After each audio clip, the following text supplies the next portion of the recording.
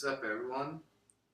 This is the first episode of New York Sound video series. I am here with a crying baby. Yeah, with a. It's fine. It's fine.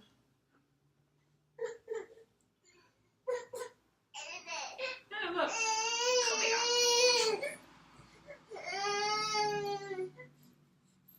Check it out. Crying baby. Yeah, here with a crying baby, the son, a man who's traveled all over the world. This guy's traveled.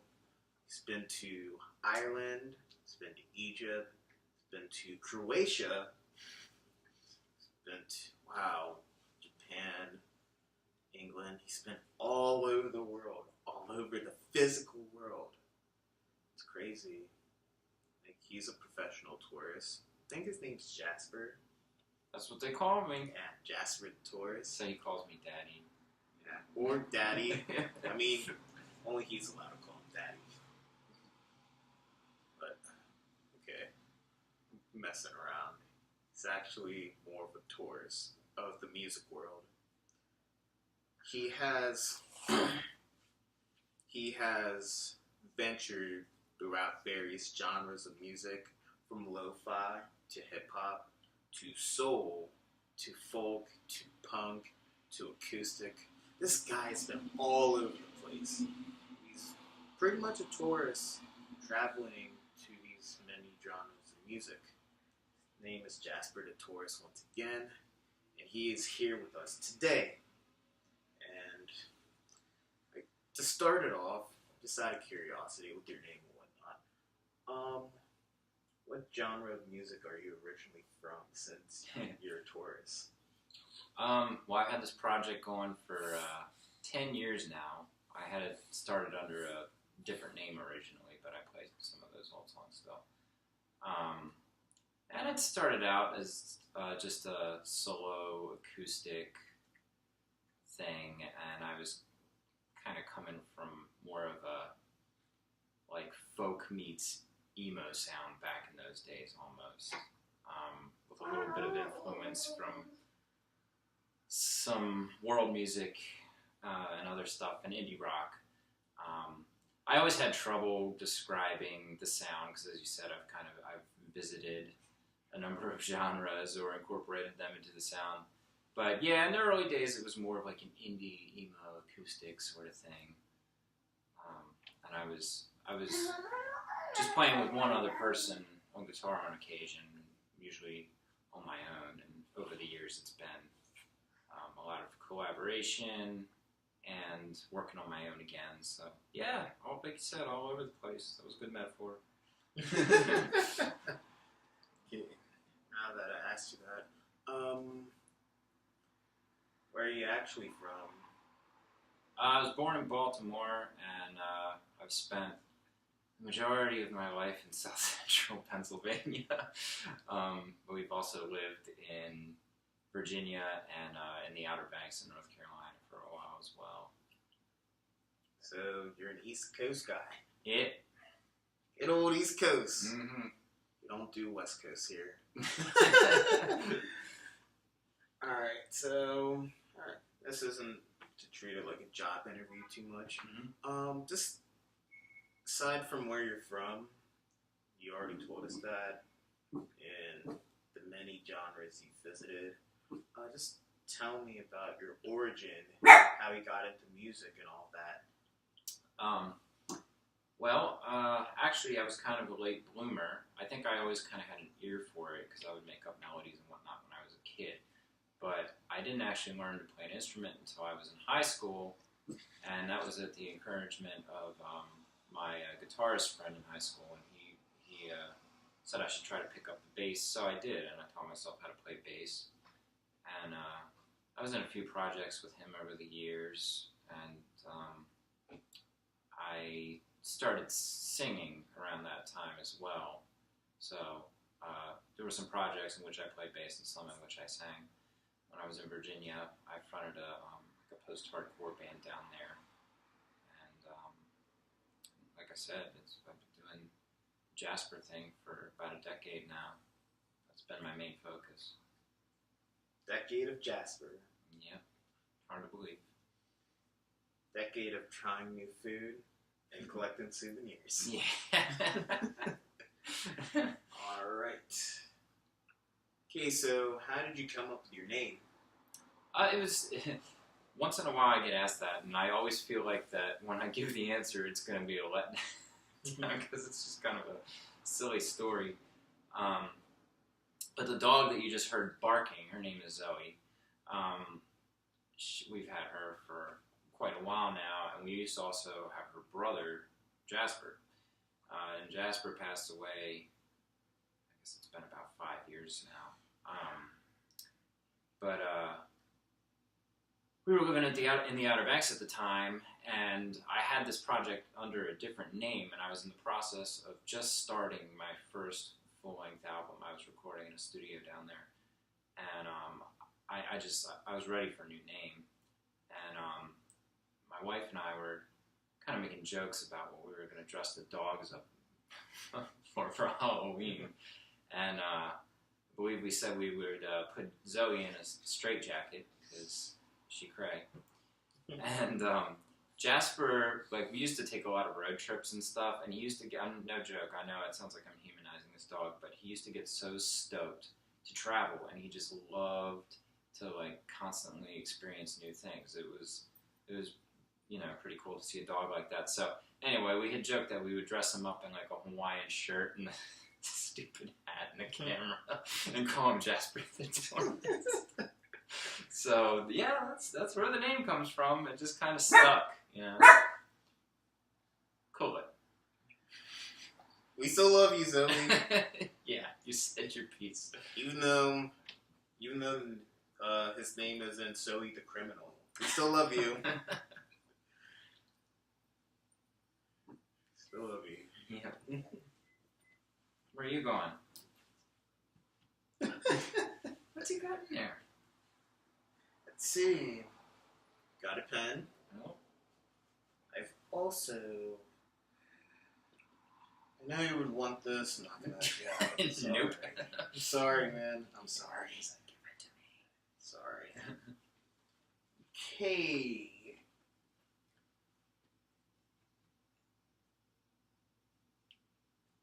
Okay. More about your name. You're probably gonna get sick and tired of this, but since your name is Jasper the Tourist, would you consider yourself a tourist of music? Yeah. I mean, I have definitely thought about, you know, putting something out under a different name over the years. Like if it varied from my former sounds enough, I've thought about that. But I always ended up deciding to just keep it under the same umbrella. And I know there's like a lot of variation in my recordings, but you know, when I play live, I like to just pull everything out of the same basket, even if it, you know, kind of does come from a different place, and manage to, I think, you know, kind of make everything flow together live, because I'm playing it all on the same instrument. But, you know, for a while I was playing guitar and ukulele, now I'm pretty much just focusing on the baritone ukulele. So, yeah, I've kind of just, I think it's a name I have accepted that I'm always going to keep, because I'm always going to want to try new things, and rather than just making like new mini project after mini project, I'm just going to keep it under this moniker and do whatever I want. It's funny, right? Yeah. Okay. I mean, it's funny that you mentioned that you want to try new things, and you're always trying new things, and you also mentioned the baritone ukulele, which is over there. Mm-hmm. We've been seeing on your Facebook and whatnot, you've been experimenting with that and playing around with it. Are we going to see more of that soon? Yeah, I think that's going to be my primary instrument from now on. I'm having a lot of fun with it. I mean, I got it on a whim off Craigslist for a few bucks, and I put some new strings on it and had it set up, and I love it. So the nice thing about the baritone ukulele, unlike the tenor that I was playing previously, is that it's tuned like a guitar, like a traditional guitar. So, and it's bigger. It's the biggest of all the ukes. But the nice thing is that if you capo the 5th fret, it's tuned like a regular ukulele. So that means that I can play a lot of my catalog on one instrument without having to haul around a guitar and a uke. And I've kind of redone a few of my old songs in a way that fits the baritone. And yeah, it's working out nicely. So I've got a couple singles that I want to record that are just the baritone voice. And then I have like a blueprint in my mind for a new record that I think is going to be an EP of sea shanties and like ocean-oriented songs with like, you know, a lot of like Celtic influence and even some tracks that are probably just going to be like just a cappella with lots of vocals on the chorus. That's actually pretty funny because like Jake Rivers and I were just talking about like he wants to do an album full of sea shanties. Really? Yeah, Actually, that's quite great. Yeah, that's kind of funny. Because I even thought I could use some strings, you know. Well, I should hit him up. Yeah. Probably shouldn't have said that on here. But oh well. Don't forgive me. I love you, Jake. That's all right. Now I know. Yeah. That's what we do here at the York Sound. Bring people together. All right. Okay. Out of the many genres you have made, which genre do you like making the most? I don't know if there's a particular genre that, like, I know there's a sound that kind of permeates through everything. I don't really know what that is. Not that sound. I guess, like, the folky, punky stuff is kind of always what pushes through a little bit. You can always hear a little bit of that because I think that's where I started and that kind of stuck. But I wouldn't necessarily say, like, that's my favorite. My favorite thing is whatever I'm doing next, because I change my mind about it constantly. Like, because it's that constant evolution. And, like, once I'm done a project and I, you know, play it out for a while or whatever, I'm moving on to the next thing. And that is then my current obsession. That's the thing that's my favorite at the time. You know what I mean? Yes. That's a good answer. Yeah. Okay, so when he comes out with the dubstep album, it's gonna be his favorite. That's gonna be his favorite genre. Watch out for that. All right. Okay, and your favorite song you've ever written, and why? Yeah, that's tough. I've been reflecting on everything I've ever written a lot lately because I've decided to retire a lot of songs that I've been playing for 10 years. Some of the really old ones, especially, just because I feel like when I play them, I'm covering someone else at this point because I just can't identify that with them at all. I don't even remember what I wrote them about, you know, or they just don't, they're just not working for me anymore. And that's not to say they're bad songs. It's just that they're not something I'm interested in playing live at this time.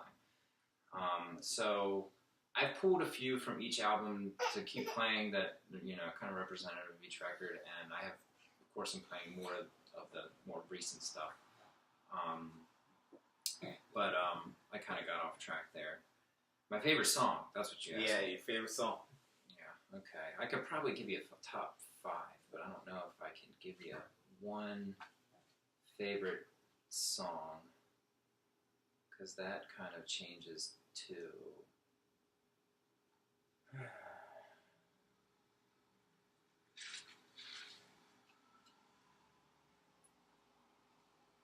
Okay, can I give you a couple?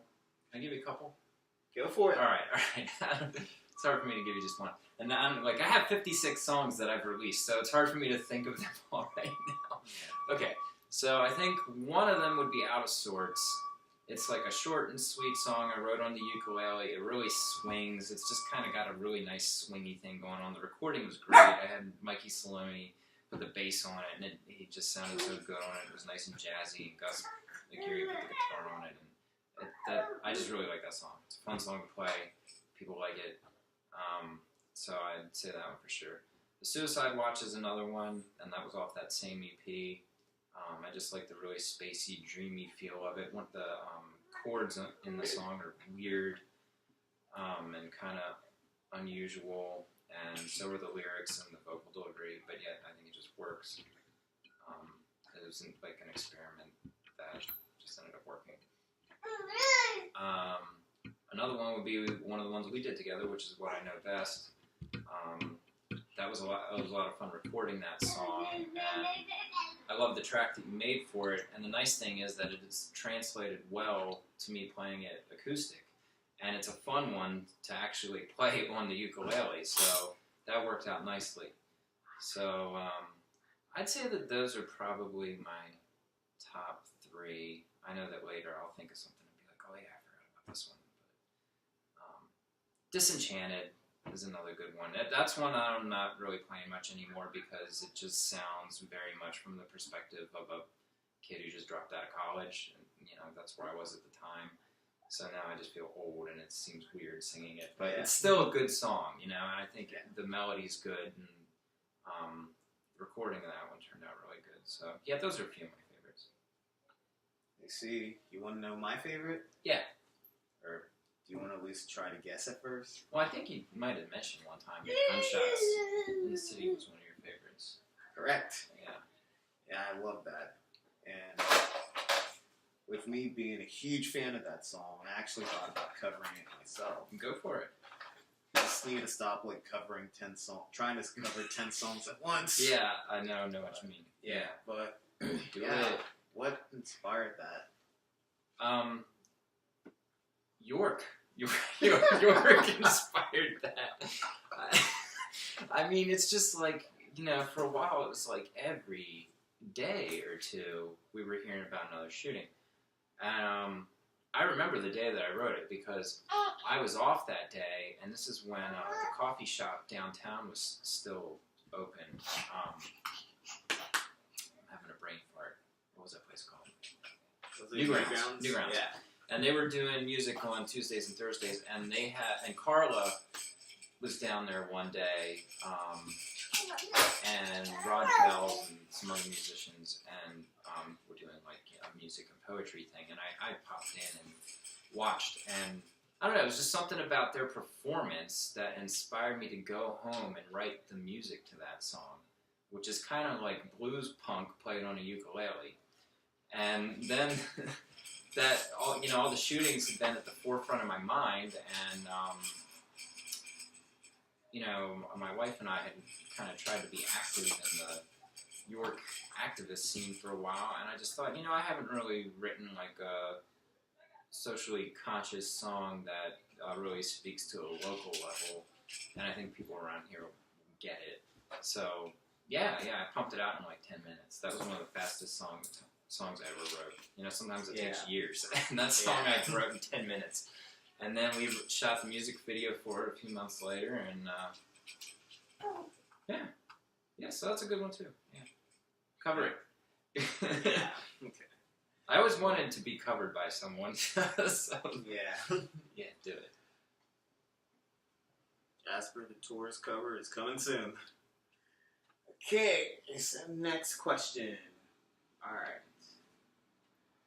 Okay, your most recent project was a lo-fi project? Yeah. Didn't read that entire question. What inspired you to want to go that direction? I had a batch of songs about, that album was called The Search for Antivenom, and I put it out about a year ago. And I recorded it at home on a $20 cassette recorder. And I did it, I just hit record, played it the whole, I played each song and then stopped. But it took me about an hour to do it. And I had wanted to do a project like that for a while. I just thought that it would, I like lo-fi music. I like crappy recordings. I like old blues recordings that sound terrible. I like early Mountain Goats stuff that was recorded on a boombox. And I was going through a Mountain Goats phase at the time. And I just had a batch of songs that I thought would sound well with that kind of production, or lack thereof. you know, I had done the polished album already with my first record and a couple of the EPs. And I had done live recordings for EPs and singles. And I just wanted to take, you know, do something completely different. And I think it definitely adds to the ambiance of that record. You know, it's 10 songs, guitar and uke stuff. There's kind of a theme that runs through the thing, and it's kind of dark, but with a little bit of hope at the end. And I don't know, I just think it worked. Now, I don't think it would have worked for every song I've ever written, you know. Yeah. I just don't think it would have fit the tone. But for those 10, I think it fit. And I'll probably never do anything like that again, because I've done it. You know what I mean? Yeah, It's just like I was saying, I did it, and that's something I wanted to do, and that's out of the way. So maybe a one-off here and there, but I don't think I'll ever do another album like that again. See. Okay, so when are we gonna hear your album that's full of ad-libs, like a Migos song, like full of effects, and has that super polished radio sound? When are we gonna hear that? It could be any time. I'm full of surprises. Next year, who knows, bro? Oh man, yeah, I don't know. My focus now is to do these singles and the sea shanties, and then who knows? Then I might look into more of you know, something that's a little more polished again, and maybe even incorporate some electronics or whatever. But you know, one project at a time. So, got to get the funds to do this one first. True. Hey, Oh my god. don't be pulling on the cord, dude. Pull Right out of there, that will be screwed. Yeah. Sorry about that. Anyway. Say hi, on. Hi. What are we waving to? What are we doing? Alright. Okay. I heard that you are rebranding. What does this rebranding entail? Yeah, you know, I don't think it's probably going to mean much to anyone but me, but that's fine. so like a while back, well, not a while back, I played my last show in May, and in April I decided I was going to take a hiatus after that. And I didn't know how long it would be, or if I would just end the project or whatever, but, you know, obviously he's 11 months old, and I was working a lot of overtime at that point, but then my wife went back to work, so now I'm working part-time and taking care of him. So being a dad is just a lot. I mean, it takes a lot. And I was, like, still booking shows fairly regularly at that point, and I was just getting tired. I felt like I was running out of ideas, and I was having some problems with my voice due to sinus issues, and I just decided I needed to take a break. But, of course, I've tried this before and come back, and I just got bored after a few months, and I realized that, you know, I just can't not do the music thing. So, yeah, I think I accepted that I'm never gonna, just wants this chord. Alright, I'm never gonna,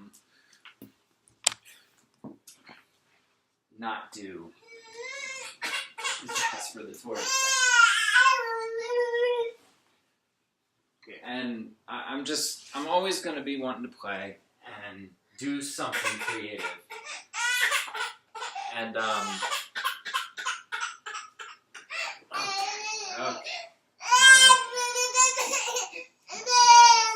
Yeah. And that I should just keep it going for as long as it just seems natural to do so. And what I decided to do was just take the pressure off of myself, because I think that was part of the problem before. I get like a little hyper obsessive sometimes, or get in my own head about things, and I'm like, I have to constantly be looking for a show, I have to constantly be writing, I have to constantly be playing out. And it's just not practical anymore.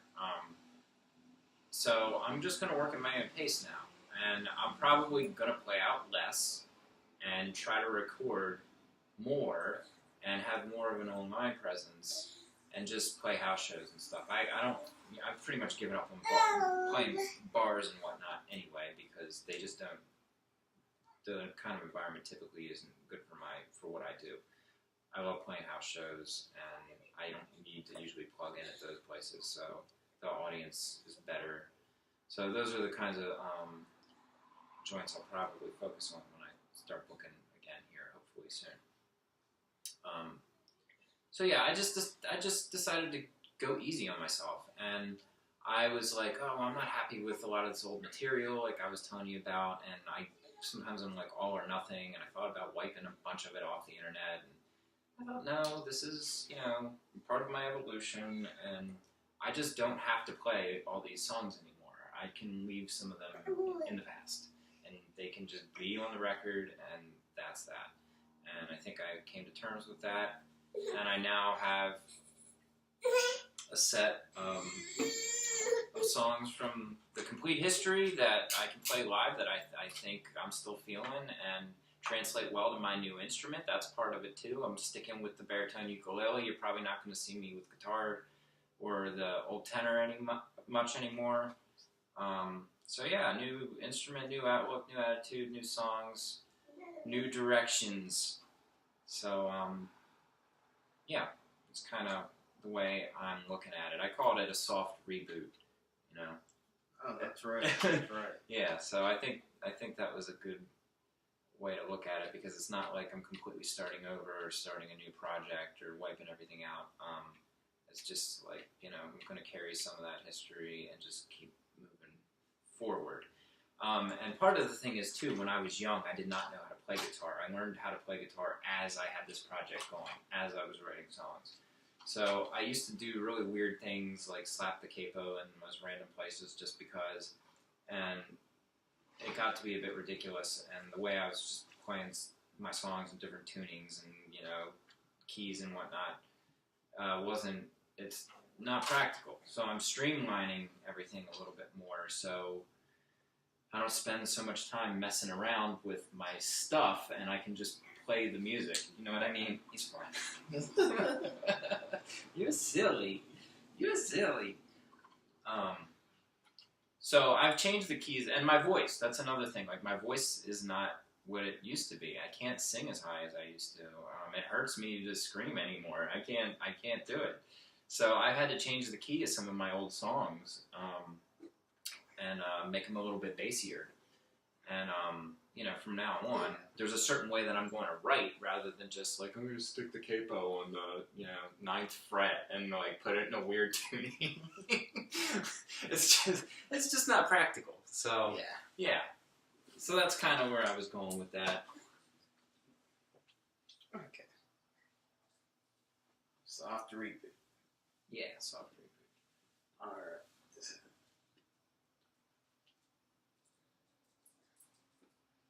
Okay, and in addition to being a musician, you are also a huge gamer. So My bad. No, go ahead. So, what is your favorite game? Yeah, I wouldn't say when I was younger, I used to be a bigger gamer. I just don't have that much time anymore, and I haven't for years. So I would consider myself more of a casual player these days. I have a Switch, but I'm a big Smash Bros. Fan, so I'm like super stoked for Ultimate to come out in December.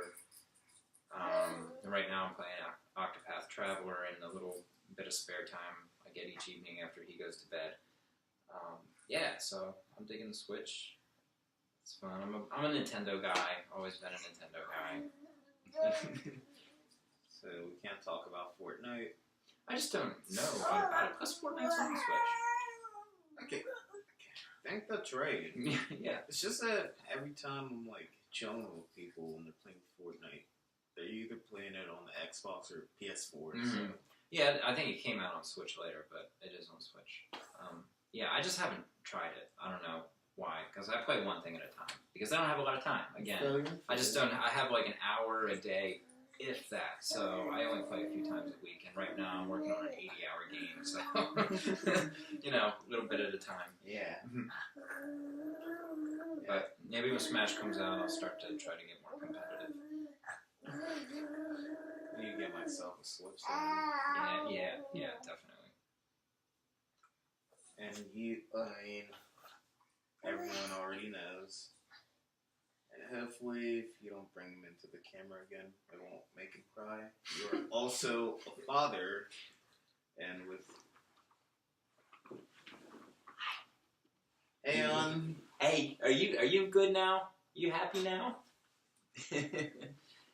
Have a teething baby here, so he's been a little off today, but that's to be expected. But he's a good little dude. Yeah, he's been pretty good. Yeah. How has Owen been inspiring your music? Well, he likes music, and ever since he was born. I mean, we don't keep the TV on. We play music.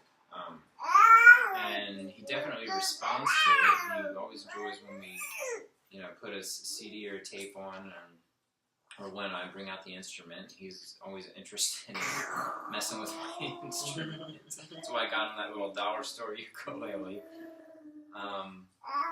So yeah, I don't know if he's like directly done anything to inspire like songwriting or specific songs, but the fact that he's into it and enjoys it is motivation for me to do something with it.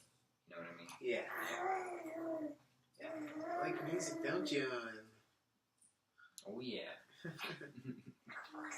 Alright, then I have 2 more questions left. The first one is in regard to your anthology. Hopefully I don't butcher the name. Neopolithology? you got it. That's an awesome title. Thank you. Now that you titled that way. And Neapolitan ice cream, what is your favorite flavor?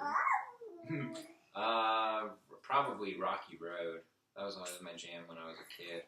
I said Neapolitan. I know. Oh, I thought you mean out of the 3 Neapolitan? Yeah, out of the 3. Oh, I got you. I thought you just meant ice cream in general. Probably strawberry, actually. Yeah, I like strawberry. Why strawberry? I don't know. I don't have a reason. I just used to gravitate towards the strawberry milkshakes. I know I just said Rocky Road for my favorite ice cream, but that's because it has marshmallows in it, and I love marshmallows. Yeah, marshmallows are great. Now, if they put marshmallows in strawberry ice cream, I'd be set. Yeah, I don't know about that. Work out. Yeah, no, I came up with that name. I don't even know. It was just a thing. Sometimes the things would just come into my brain, and there's not really a reason why. I just think they sound good, and I just thought that sounded cool.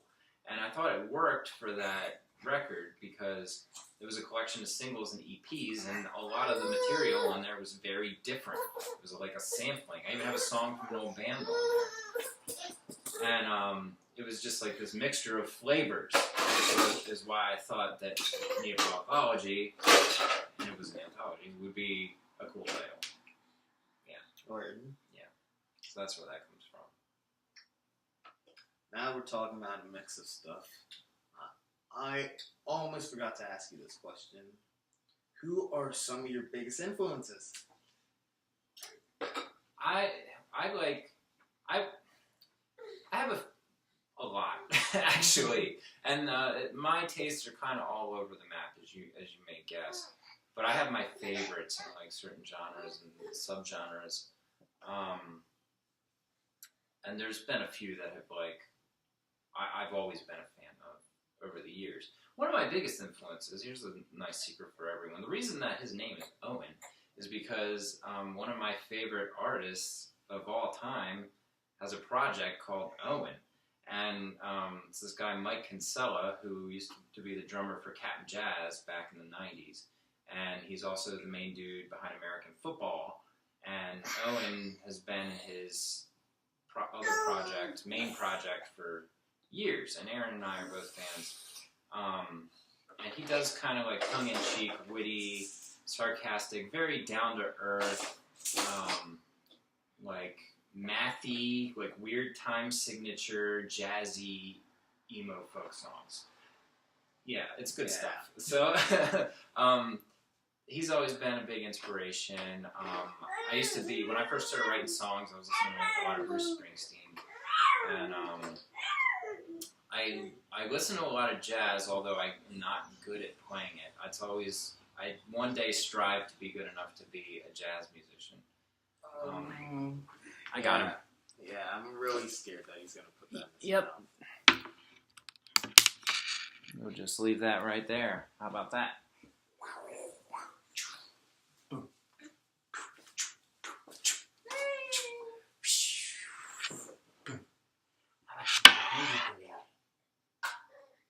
No, you don't want to play that ukulele.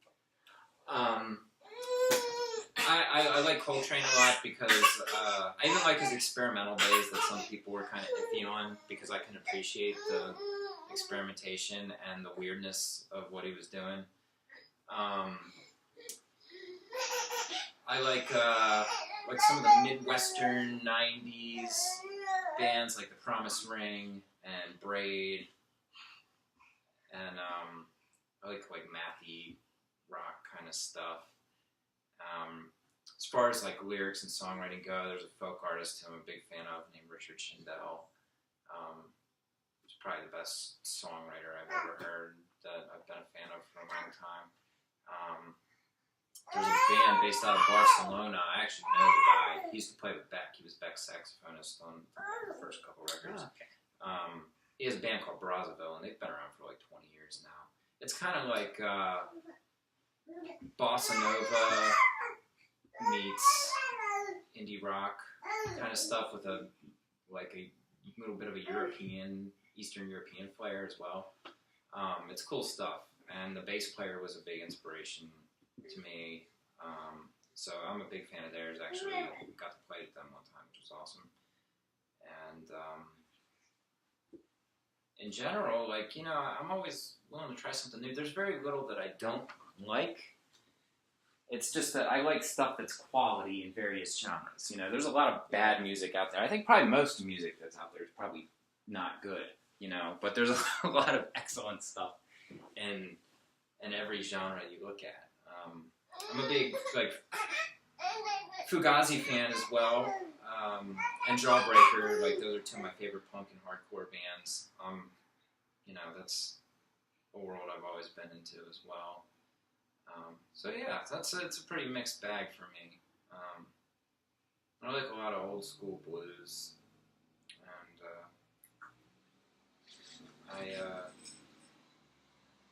I appreciate a lot of hip hop and